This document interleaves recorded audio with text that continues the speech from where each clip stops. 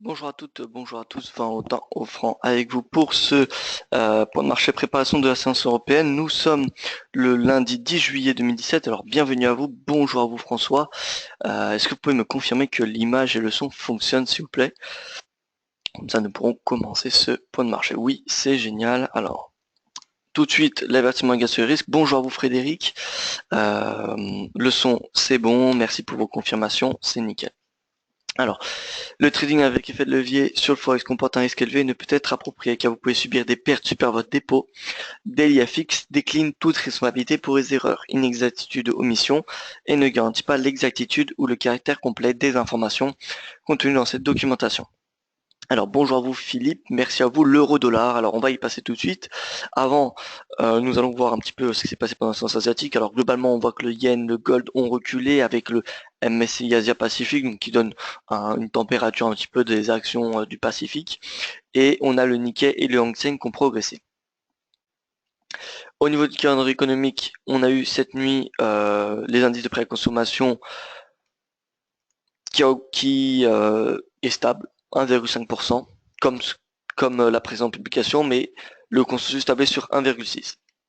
Donc globalement c'est une légère déception, mais on n'a pas de baisse alors que la tendance est plutôt baissière sur cet indicateur économique, donc c'est pas forcément une mauvaise nouvelle en soi. Euh, Pas d'autres annonces économiques majeures attendues aujourd'hui, donc ça sera une journée plutôt calme, l'analyse technique devrait régner et la prise de bénéfices sur les indices devrait continuer, étant donné que c'est le début des vacances et donc que c'est une période propice à des prises de bénéfices par les institutionnels. L'euro-dollar, alors je veux partager ce graphique avec vous. Voici l'euro-dollar en hebdomadaire, donc on le voit depuis 2005. Depuis 2008, depuis la crise, il évolue dans un canal descendant. À moyen terme, depuis mi-2015, on voit que le cours euh, trouve une résistance depuis donc le 24 août 2014. C'est une oblique baissière qui va chercher tous les points hauts et qu'actuellement nous sommes en train de tester. Regardez un petit peu en weekly, ça fait 2 semaines qu'on le teste. En daily, on a testé donc vendredi dernier et là nous ouvrons donc globalement en neutre, hein. L'euro qui est soutenu par des bons fondamentaux, le dollar US qui est délaissé, donc ça profite tout simplement à l'euro. Est-ce que on va avoir une progression de l'euro-dollar cette semaine? Je ne pense pas, ça me semble peu probable. On regarde le calendrier économique, mais vous allez voir, il n'y a pas non plus des grands facteurs euh, qui pourraient permettre à l'euro de progresser. Les facteurs qui permettent à l'euro de progresser sont déjà les bons indicateurs économiques de la zone euro. Et nous avons ensuite la déception du dollar US. Le dollar US se replie, on a une corrélation totalement négative entre l'euro et le dollar. C'est-à-dire que dès que le dollar baisse, l'euro s'apprécie. C'est des flux en fait. Donc dès que les flux partent des États-Unis, la majeure partie viennent en Europe et vice versa. Euh, voilà, donc on aura des annonces de la Fed, mais sinon d'un point de vue de la zone euro, on n'aura pas d'annonce économique attendue. Bull sur les valeurs en yen, nous dit François. Alors tout à fait d'accord. On va y venir juste après. Donc l'eurodoll, globalement, je pense qu'il devrait rester sous résistance, sous cette oblique baissière. Je pense que la cassure de cette oblique baissière nécessitera des, des fondamentaux importants. Par exemple, la Fed qui décide de ne pas relever ses taux alors que le marché a anticipé une hausse des taux. Par exemple, en septembre, on a actuellement 60% de probabilité d'une hausse des taux de la part de la Fed. Si la probabilité monte par exemple à 95% et donc que le marché price cette annonce, mais que la Fed ne fait pas une hausse des taux, eh bien, le marché sera déçu, délaissera le dollar US au bénéfice de l'euro. Voilà. Donc ça pourrait être un facteur qui permettrait à l'euro-dollar de casser cette oblique et de venir chercher ensuite les 1,15 voire 1,16 très rapidement. Voilà. Donc honnêtement pour cette semaine, je suis d'avis à vendre cette oblique baissière. Donc dès que le cours vient chercher cet oblique, qui vient chercher tous les plus hauts depuis la mi-2015, et bien pourquoi pas shorter pour viser les 1,1370, voilà, une trentaine, une cinquantaine de pips au maximum. Voilà, c'est pas du tout une tendance baissière que j'anticipe, mais je pense que c'est la stratégie hebdomadaire qui conviendrait le mieux. Voilà, à long terme, moi je reste haussier sur la monnaie unique. Mes prévisions que vous pouvez retrouver bientôt dans les guides de trading prévision, donc que nous allons mettre à jour cette semaine, qui sont disponibles ici pour ceux qui ne savent pas. Vous êtes sur le site dailyfx.fr, les guides de trading, et là vous avez tous les guides. Voilà. Donc vous pouvez télécharger nos guides USD, Euro, Or, Yen, enfin un tas de guides de trading. Donc pour le moment c'est pour le deuxième trimestre, ces guides de prévision. Nous les avons rédigés et ils seront en ligne normalement cette semaine, voire la semaine prochaine, grand maximum, et seront valables jusqu'à fin septembre. Voilà, donc on aura les prévisions jusqu'à fin septembre, mais à terme, concrètement, je vise les 1,20. Voilà. Voilà. Donc je vous invite concrètement à regarder, à télécharger le guide Euro dans 2 semaines, où je donne mon point de vue sur du moyen long terme. Alors on fait un tour des paires majeures comme on a l'habitude de faire, ensuite on fait un tour du Forex, des paires mineures qui sont intéressantes, et ensuite on fait les indices puis les matières premières. L'USD Yen a progressé, alors c'est pas le dollar US qui progresse, c'est simplement le Yen. L'USD Yen revient sous les 115, donc ça c'est la prochaine résistance. On a une résistance à 114,42, on voit sa prochaine résistance technique. C'est une clôture hebdomadaire, une clôture mensuelle pardon. Donc vous pouvez voir qu'ici, eh bien on a une forte zone de résistance. Donc pour les acheteurs USD Yen, prise de bénéfice à 114,54. En cas de cassure des 114,54, une cassure je dirais hebdomadaire, ça sera un signal haussier pour venir chez les 116,97. Voilà. Donc d'un côté on a le yen, regardez le yen qui casse cette oblique baissière, qui va chercher tous les points bas depuis le début de l'année. Donc signal baissier qui a été donné le 3 juillet. Et donc là concrètement, petit à petit, le cours du yen pourrait revenir chercher les 84 points. Donc le JXY, c'est comme le DXY. C'est la même chose, sauf que c'est pour le yen index. Le DXY, comme vous pouvez le voir, est baissier, avec un momentum un peu plus faible que l'USD yen. C'est pour ça que le yen pousse l'USD vers le haut. Voilà. Donc c'est pas à cause, c'est pas parce que le dollar US est haussier, c'est tout simplement parce que le yen sous-performe. Voilà. Donc USD yen, c'est haussier jusqu'à 114,50 concrètement. Euro yen, c'est boule. Voilà, euro yen, c'est boule, 130,024. Moi personnellement, j'attendais un pullback. Il y a de cela un peu plus d'une semaine. J'attendais un pullback sur l'oblique en bleu pour payer et viser les 130. Ça n'a pas été fait, tant pis, ce n'est pas grave. Prochaine résistance 132,51 pour les acheteurs. La UD yen, donc qui a été un petit peu pénalisé la semaine dernière, il devrait tout de même aller chercher les 88,024 quand on voit la tendance du yen elle est clairement baissière. La UD, bon, il est haussier. Regardez la UDNZD, donc qui sont les deux devises les plus fortes ces derniers temps. AUDNZD c'est légèrement haussier. Si on regarde l'euro AUD, ça devrait être, alors l'euro AUD c'est haussier, donc c'est-à-dire l'AUD sous-performe. Euro NZD, on peut regarder, c'est haussier, donc c'est vraiment l'euro qui sous-performe toutes les autres devises. On regarde l'euro GBP, euro GBP c'est haussier. L'euro dollar c'est haussier. Voilà, l'euro c'est la devise la plus forte depuis le début du mois. Et l'euro dollar c'est la paire la plus forte depuis le début de l'année.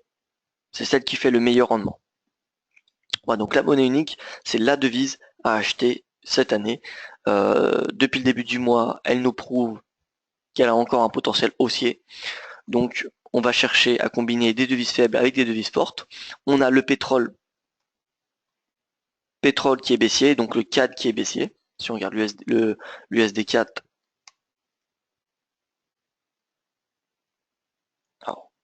l'euro 4 plutôt, parce que l'USD 4, l'USD est aussi baissier, donc c'est pas très intéressant. Alors l'euro 4 c'est très intéressant parce qu'il n'est pas très haussier, c'est-à-dire qu'on a une décorrélation entre le CAD et le pétrole. Si on regarde le CXY, qui correspond au dollar canadien currency index, il est haussier. Alors que si on compare au pétrole, Donc normalement, on sait très bien qu'il y a une corrélation qui est positive. Donc c'est bien le pétrole qui dirige le dollar CAD et pas l'inverse, hein, c'est pas le dollar CAD qui dirige le pétrole. Alors en noir, nous avons le baril de pétrole et les chandeliers japonais, nous avons le dollar CAD. Et donc, comme vous pouvez le voir, donc on a une hausse du dollar CAD, hausse du pétrole, hausse du dollar CAD. Donc là, on a une baisse, vous voyez, baisse du dollar, du pétrole, baisse du pétrole, et ici on a une décorrélation depuis la fin du mois de mai, début du mois de mai. Alors, voilà, c'est depuis ce moment-là, depuis la fin du mois de mai, nous avons une décorrélation entre le pétrole et le dollar canadien. Ce n'est pas, donc comme je l'ai dit, c'est le dollar canadien qui est décorrélé et donc devrait normalement retrouver une tendance comme le pétrole, c'est-à-dire orienté à la baisse. Et donc l'euro-CAD pourrait être une bonne paire de devises pour l'acheter et viser les 1,50. Néanmoins, en attendant un signal d'achat qui peut être la cassure de la moyenne mobile à 20 jours, une divergence haussière du RSI. Pour le moment, on en a une mais qui n'est pas encore validée. Regardez ici. Donc, attendons encore quelques journées, soyons un tout petit peu patients et on pourrait avoir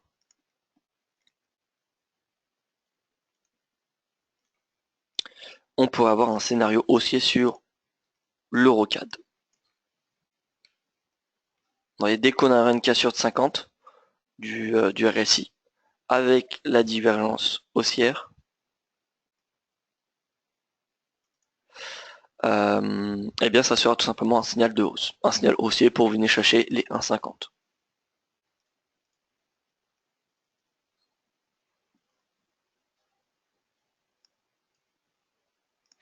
Donc, on continue sur les paires en yens, AUD yen, objectif toujours à 88,024, objectif maintenu. NZD yen, objectif atteint. Voilà, donc félicitations à ceux qui ont suivi le NZD yen. NZD yen, nous sommes à l'achat depuis, alors il me semble c'est ces horizons-là, 78. En tout cas ceux qui me suivent depuis maintenant, depuis pas mal de temps sont au courant de mon positionnement à l'achat sur l'AUD, NZD, l'euro et la vente du dollar et du yen. Mon avis n'a pas changé. Donc voilà, NZD yen, la tendance elle est haussière. On va regarder un petit peu la prochaine résistance. Je pense qu'on est quand même à un point relativement élevé, mais bon, on va voir quand même si on a un potentiel de hausse. Alors pour tracer mes résistances, je mets mon graphique en mensuel et je mets les prix de clôture. Voilà, donc les prix de clôture. Alors, je vais enlever la ligne verte. Donc là, on a un prix de clôture. Pour ceux qui ont du mal à avoir les prix de clôture, vous mettez votre graphique en ligne et le graphique en ligne, c'est normalement les prix de clôture. Et ici, on a un prix de clôture. Voilà. Donc là, c'est les deux prochaines résistances majeures. On peut en tracer une dizaine d'autres, mais j'ai pas envie d'encombrer mon graphique inutilement. Voilà, donc NZD yen, prochaine résistance 83,41. Voilà, ça peut être, donc il y a une trentaine de pips à aller chercher si vous le souhaitez. Je vais pas le mettre en tant qu'objectif parce que 30 pips, ça ne m'intéresse pas vraiment, mais voilà, c'est un objectif qui est atteignable. Un objectif de court terme. On a donc également l'euro, euro-yen. Alors, quel objectif? Alors moi, j'attendrais bien un retour sur l'oblique en bleu. Mais dans le cas contraire, on aura une prochaine résistance à 132,51. Donc 132,51.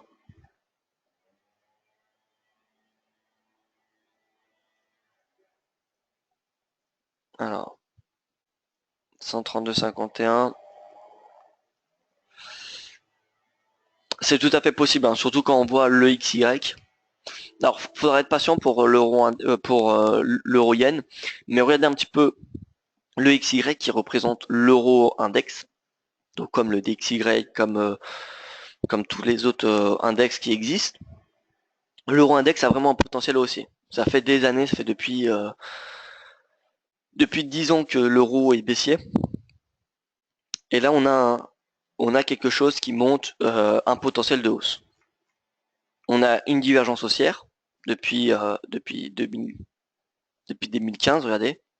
On a des points bas de plus en plus bas et le RSI qui monte des points hauts, de plus en plus d'acheteurs. Donc on a une divergence qui est clairement haussière avec la validation grâce à la cassure de 50. Donc c'est qu'une question de temps.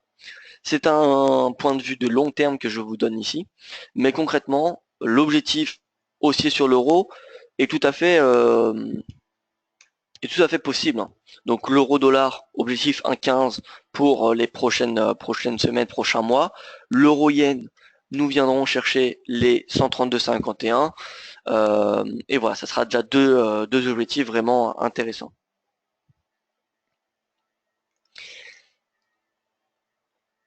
On fait un petit tour donc USDK, donc l'objectif 1,29-23 ça a été atteint, c'était un objectif qui a été donné il y a 2 semaines, donc félicitations à ceux qui ont suivi, le momentum est baissier, attention à la divergence haussière la divergence haussière journalière qui pourrait remettre en cause cette tendance baissière, mais voilà, l'objectif a été atteint, donc félicitations à ceux qui ont vendu l'USD4 qui était environ à 1,30, il y a eu 100 pips de gain. Voilà, donc globalement il y a eu un bon scénario là-dessus. Donc pour les scénarios, moi je ne vois pas ce qu'il y a d'autre à faire en intraday. Donc l'euro, si on regarde l'euro, c'est la monnaie la plus forte en intraday. Donc achat euro, qu'est-ce qu'il faut vendre, l'USD ou le yen sur du moyen long terme. Et à court terme, donc l'USD yen progresse, ça veut dire que l'USD surperforme le yen ou que le yen sous-performe le dollar US. Et donc euro-yen semble être la paire de devises la plus intéressante en intraday. Voilà, donc en intraday, vous pouvez combiner ça avec des points pivots, avec ce que vous voulez pour avoir des objectifs. Mais concrètement, moi je vous ai donné mon objectif en swing trading, 132,51. Donc c'est un objectif pour quelques jours, quelques semaines. Voilà, il faudra être patient, regardez, il y a un momentum quand même assez élevé. Le RSI n'affiche pas de ralentissement du momentum. Donc honnêtement, il n'y a pas de raison de shorter l'euro-yen à ce niveau de prix. Donc on n'a pas de divergence ou de ralentissement, un ralentissement à la tendance, pardon. Bien, la tendance elle reste bullish. On est très loin de la moyenne mobile à 20 jours, à 50 périodes également. Et donc voilà, on va chercher à payer l'euro-yen. Alors je regarde un petit peu les questions. Boule sur les valeurs en yen exactement, François. On passe donc sur les indices boursiers. Le CAC ouvre à la hausse. Donc il évolue toujours dans son canal descendant. Il a fait son pullback sur les 5122 points la semaine dernière. Concrètement, j'ai envie de dire que c'est un niveau de prix intéressant pour passer à l'achat, mais quand on sait que le point bas statistiquement est réalisé en fin septembre sur le CAC 40, eh bien on a encore 2 mois de baisse, potentiellement de baisse. Voilà. Donc CAC, je pense qu'il peut revenir sur les 5000 points. Très concrètement.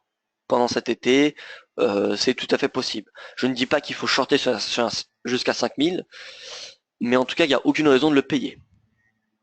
Mis à part que d'un point de vue spéculatif, c'est un niveau de prix plutôt intéressant. On est près de 5%, enfin le CAC a retracé près de 5%, il me semble, donc voilà, plus de 5% depuis son plus haut de l'année. Donc on va dire de ce point de vue-là, c'est plutôt intéressant, mais concrètement, je pense qu'il peut venir chercher 5000 points, sachant que on a encore potentiellement 2 mois de baisse. En tout cas, on n'a pas de raison de payer le CAC à 5122. Voilà. Donc moi, je reste baissier sur le CAC à court terme, que ce soit sur le CAC ou sur les indices européens. Surtout que le sentiment d'IG montre que le CAC est dorénavant majoritairement acheteur. Il y a 66%, donc ça veut dire quoi 66%? C'est-à-dire qu'il y a 2 personnes sur 3 qui sont à l'achat sur chez IG, tout simplement. Et puisqu'on utilise cet indicateur comme un indicateur contrarien, c'est-à-dire qu'on fait l'inverse de ce que fait la masse des traders particuliers, eh bien ce signal-là, cette indication, nous donne un signal baissier. Donc le CAC, je ne dis pas qu'il faut shorter jusqu'à 5000, mais si c'est à 5000 points, on pourrait voir des divergences haussières sur le CAC. Là on peut voir qu'il y en a une sur du H4, mais bon, H4 pour moi c'est pas suffisant. J'attendrai une divergence haussière en daily pour payer le CAC 40. Surtout que quand on regarde le DAX, il est également orienté à la baisse. Moyenne mobile 20 jours qui croise la moyenne mobile à 50. La moyenne mobile à 50 qui est plate. Le RSI, bon, il est légèrement haussier, mais concrètement, on n'a pas de point d'achat, mis à part le fait qu'on est sur le sommet de 2015, donc la précédente résistance qui est devenue support. Le DAX, pour moi, il pourrait revenir jusqu'à 12 000. Et enfin, l'Eurostoxx. Donc ça, c'est pour le point de vue européen. Ensuite, je vais passer en intraday. L'Eurostoxx, on est sur 3446 et concrètement, les 5000 points sur le CAC et les 12 000 sur le DAX correspondent globalement aux 3200 sur l'Eurostoxx. 3200, 3300. Voilà, donc on a encore un potentiel baissier. En tout cas, tant que l'Eurostoxx ne casse pas cette oblique haussière, tant que le CAC ne casse pas cette oblique baissière, eh bien, les indices européens sont sous pression.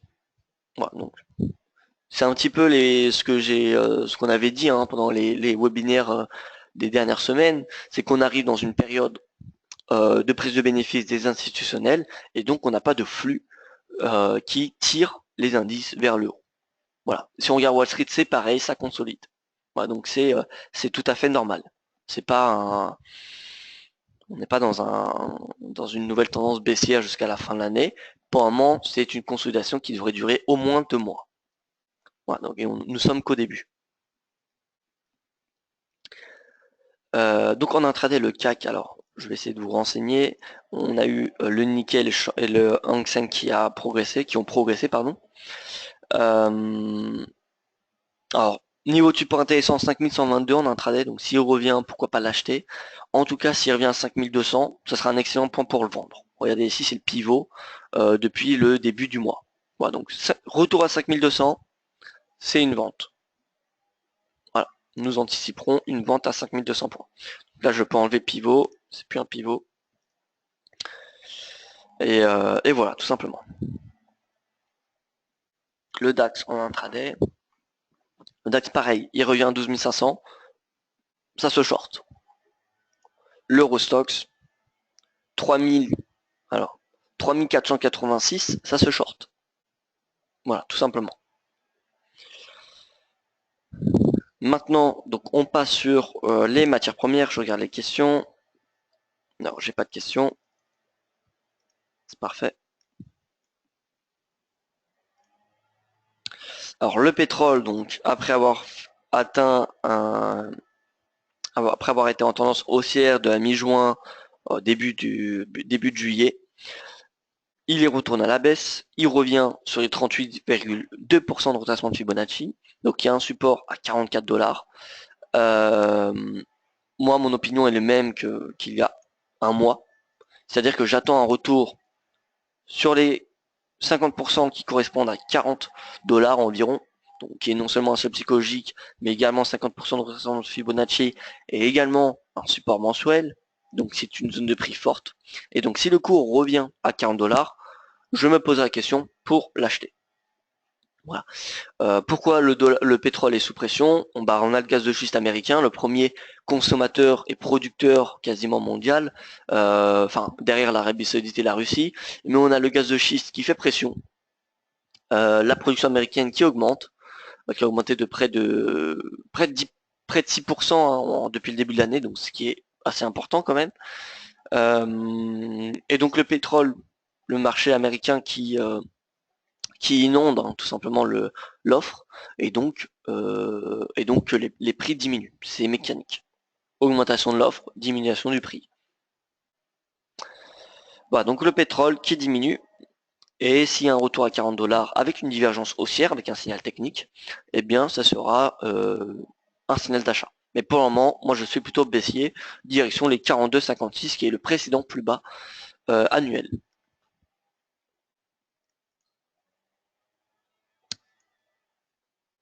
Alors je termine par le gold, le gold, l'once d'or. L'once d'or qui continue de retracer, 1205 $, prochain niveau de support 1200.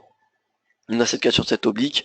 Là concrètement, je pense que l'once d'or peut venir chercher cette oblique haussière qui vient chercher cette oblique haussière en noir là, cette oblique noir foncé, qui va chercher tous les points bas depuis 2015. Voilà, fin d'année 2015. Donc voilà, moi je suis aussi sur mon 11 or. Alors je vais l'ajuster.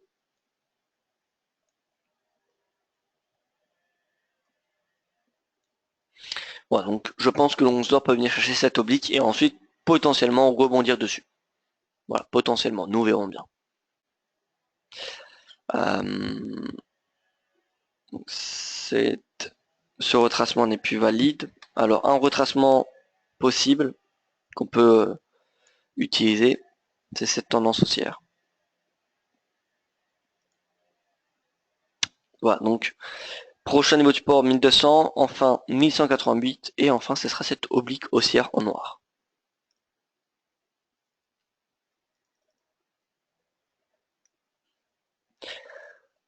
Voilà, écoutez, moi je n'ai plus rien à rajouter. Merci à vous pour votre attention. Nous nous retrouvons sur le site daillyfix.fr pour les stratégies, pour davantage de stratégies intraday. Il y aura un article qui sera sorti d'ici 1 heure ou 2 sur DAX, CAC et avec des objectifs intraday, des niveaux clés.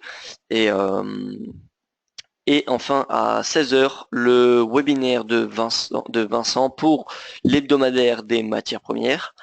Et voilà. Merci à vous pour votre attention. Excellente journée.